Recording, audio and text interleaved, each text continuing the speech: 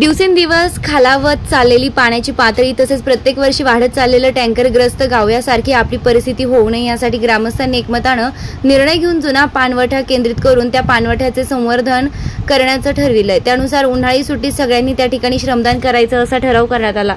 त्यानंतर गावात असलेल्या प्रत्येक सभासदांनी महिला वर्गांनी सलग 3 दिवस या ठिकाणी श्रमदान करून या पाणवठ्यात साचलेला गाळ तसेच चारी बाजूला असलेले भागदाडलेलं दगडी बांधकाम त्या ठिकाणी सिमेंट रेती लावून दुरुस्त करून हा पाणवठा पूर्ववत केला।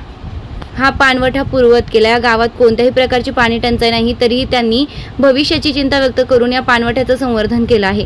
या गावचा बोध घेऊन प्रत्येकाने आपल्या गावात असलेल्या झऱ्यांचं तसेच पाणवठ्यांचं संवर्धन करावे।